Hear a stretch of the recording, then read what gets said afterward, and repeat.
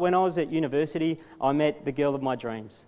She was wonderful. We were only 18. I impressed her thoroughly with my understanding of Socrates and Plato and people like that. And you know, we had a lot of laughs. We got to know each other. Things were going really well. We spent a few years together, spent even a year or so apart, but eventually got back together and got married.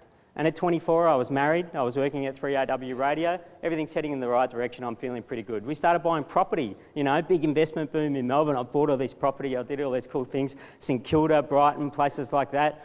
A couple of years later, things started to sort of not look as good as I thought they were. You know, my wife was making all these noises about not doing all the things that she wanted to do. And I thought, oh, I thought this was like a team thing. I thought we were heading in the right direction together.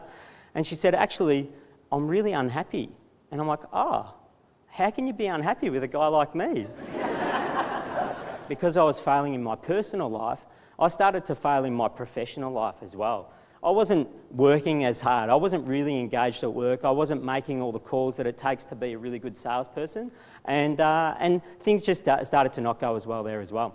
So a fella actually brought it up with me, one of the guys I was working with. His name's Rob Gilbert. And Rob Gilbert said to me, Tris, mate, I don't know what's been going on with you in the last few months of your life, but you're clearly pretty unhappy. You're not very engaged in the business and what you're doing. Your numbers are really beginning to nosedive. So I thought maybe we could catch up and have a chat about it. I said, yeah, mate, yeah, I'm okay, I'll be all right. And he said, look, you're not okay, but let's go for a run on the weekend. We'll catch up, we'll have a chat. I said, buddy, you're a marathon runner. I'm not a marathon runner. I couldn't possibly keep up with you. But if you want to catch up for a coffee, he said, we're going for a run. We're going to do it on Saturday morning.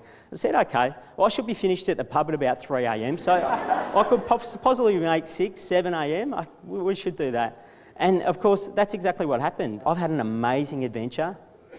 I did it because I started to lift in a time of my life when things were going bad.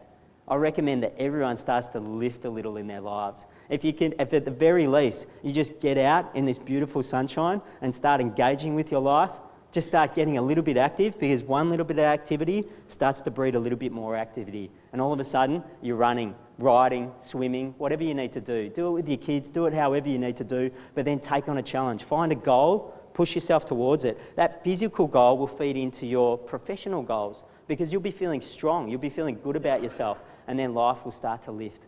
I encourage you to lift. I encourage you to all try running a marathon sometime. It might just change your life. It certainly changed mine. Thanks for having me.